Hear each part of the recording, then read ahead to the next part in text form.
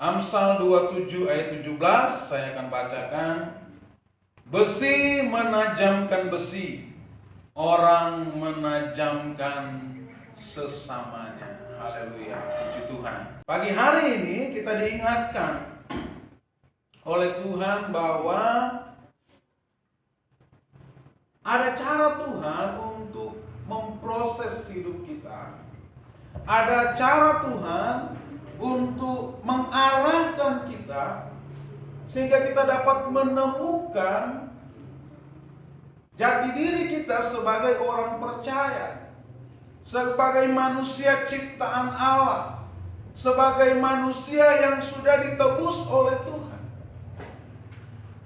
Di bagian firman Tuhan pagi ini kita akan melihat bahwa yang Allah izinkan untuk memproses hidup kita adalah sesama kita manusia.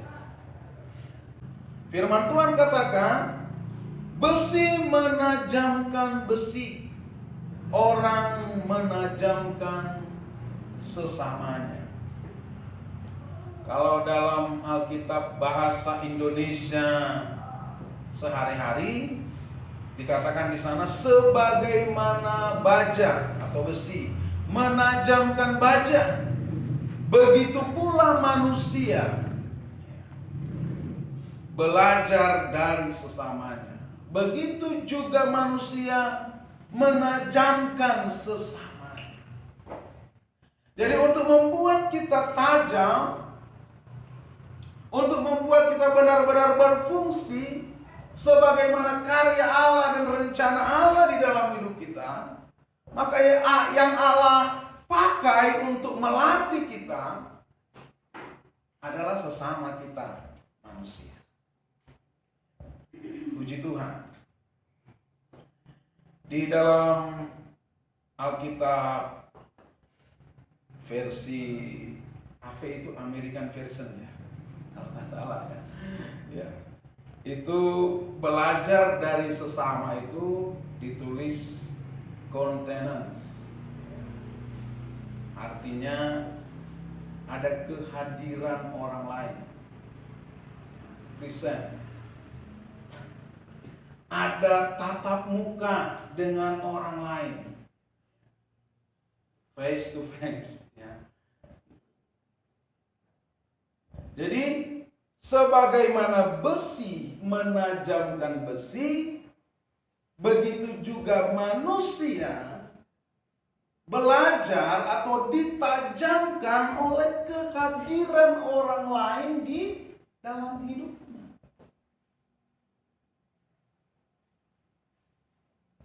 Jadi sebagaimana baja menajamkan baja, demikianlah kita akan semakin tajam, akan semakin sesuai dengan rencana Allah di dalam hidup kita dengan kehadiran orang-orang di sekitar kita.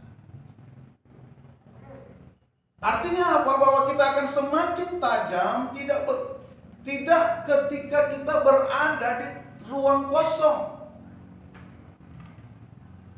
Kita akan semakin tajam bukan karena kita hanya sendiri. Daripada saya berantem, lebih baik saya sendiri saja. Daripada saya ada masalah, lebih baik saya sendiri saja. Sehingga ada banyak orang memilih untuk sendiri.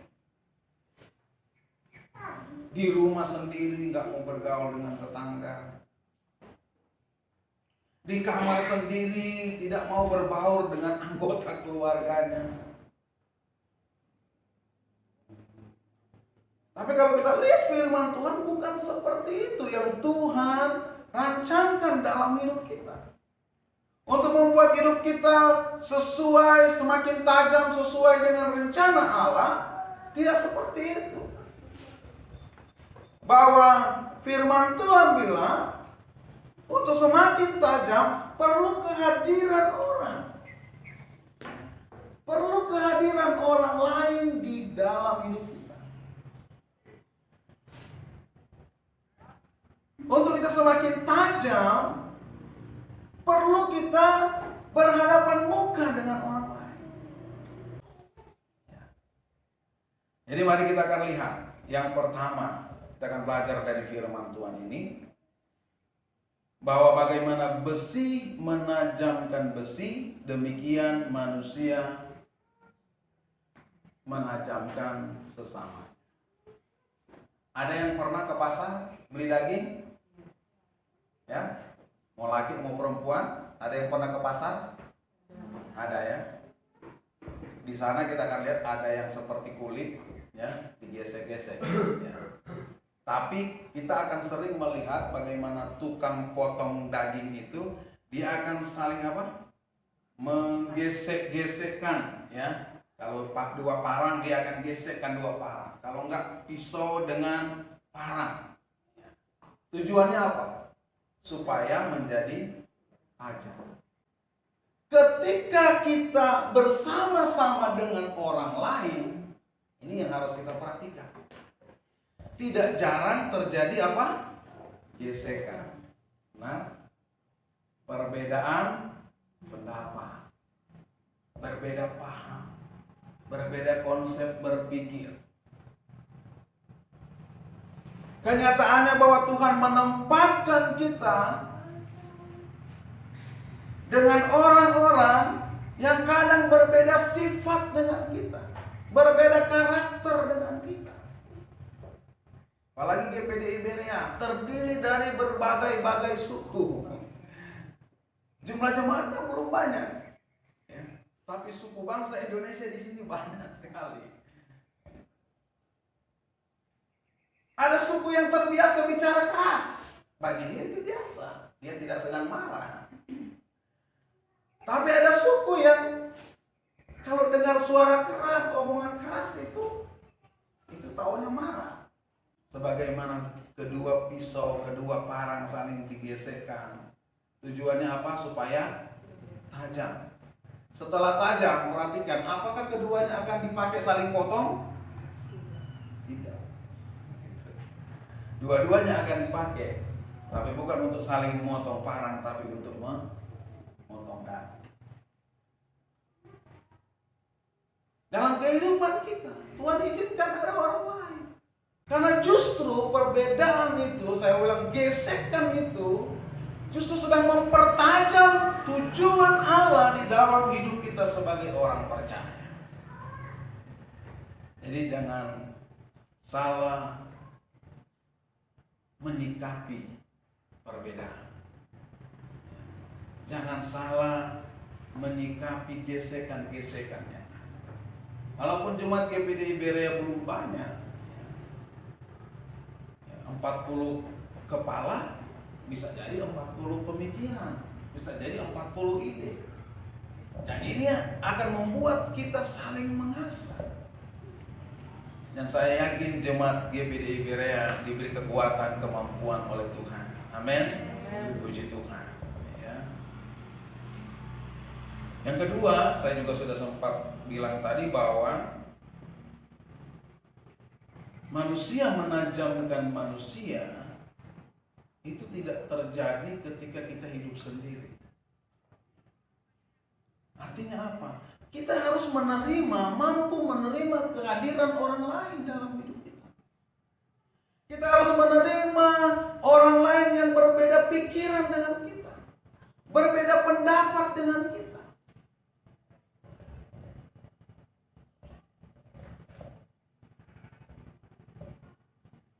Ada saat kita akan ketemu dengan orang Kristen yang imannya sudah sangat luar biasa. Nggak perlu dibujuk-bujuk, nggak perlu diajak-ajak, nggak perlu dituntun-tuntun, ya, dia akan datang. Tapi ada kalanya kita akan ketemu dengan orang Kristen yang mungkin harus dituntun. Sudah dituntun bikin kesal lagi. Nah, ini.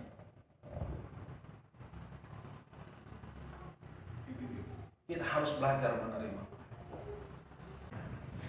Yang ketiga, poin yang ketiga, ini sudah saya singgung lagi tentang tujuan Allah. Jadi ayat ini akan mengajar kita tentang tujuan Allah. Kita akan semakin dipertajam karena ada tujuan Allah. Saya dan saudara diciptakan, tidak diciptakan begitu saja dan dibiarkan begitu saja. Kita diciptakan oleh Tuhan serupa dan segambar dengan Dia untuk menyatakan Allah di dalam dunia. Terlebih ketika kita telah diselamatkan oleh Tuhan Yesus, kita tidak diselamatkan dan dibiarkan begitu saja. Tuhan menyelamatkan kita, Tuhan menghapus dosa kita, tapi Tuhan tidak biarkan kita terus di dalam dosa. Dia akan mengajar kita, Dia akan menuntun kita untuk apa? Meninggalkan dosa. Dia akan tuntun kita untuk mampu berdiri, untuk mampu berjalan di jalan yang sudah ditunjukkan oleh Tuhan. Karena kita bukan lagi orang-orang sesat, amin. Kita sudah ketemu Tuhan Yesus Juru Selamat yang bilang bahwa akulah jalan, kebenaran, dan kehidupan. Tidak ada orang yang sampai kepada Bapa kalau tidak melalui Aku. Kita sudah ketemu dengan anak domba Allah yang Yohanes bilang, lihatlah anak domba Allah yang menghapus dosa dunia. Jadi Tuhan hadirkan orang lain di dalam hidup kita untuk mempertajam hidup kita, karena ada tujuan Allah dalam hidup kita.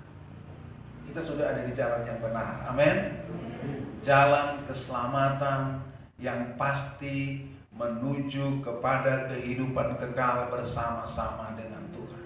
Ingat, di dalam jalan keselamatan Tuhan izinkan orang lain supaya kita semakin mengenal sifat karakter Allah yang Tuhan sudah berikan dalam hidup kita. Bukan kita sudah belajar bahwa saya dan saudara dalam Tuhan, kita sudah menerima apa? Kodrat ilahi. Untuk apa? Supaya kita dapat mampu hidup sesuai dengan firman. Kalau orang nggak dibentuk oleh Tuhan, dia nggak bisa menemukan tujuan Allah dalam hidup. Tuhan bilang, aku akan memberkati engkau Abraham. Ya. Tapi selanjutnya Tuhan bilang, oleh engkau, oleh keturunanmu, orang lain mendapat berkat. Tuhan bentuk Abraham keluar dari Ur Kasdim, ikut Tuhan. Tuhan janji memberkati, dan benar Tuhan berkati. Tapi tujuan Allah bukan sampai memberkati dia, tapi supaya orang lain menerima berkat dari dia. Jadi sebagaimana baja menajamkan baja atau besi menajamkan besi, demikian juga manusia menajamkan orang lain. Jadi kalau ada Tuhan izinkan orang lain hadir dalam hidup. Ingat, tujuan Allah supaya kita semakin tajam, supaya kodrat ilahi dalam kita itu muncul, supaya karunia-karunia Tuhan dalam hidup kita itu muncul, supaya kita menjadi jemaat Tuhan yang dewasa rohaninya, supaya kita membangun, supaya kita menyatakan kasih Allah, supaya kita menyatakan kemuliaan Allah bagi orang lain, sehingga orang lain juga boleh mengenal Tuhan, sehingga nama Tuhan ditinggikan, nama Tuhan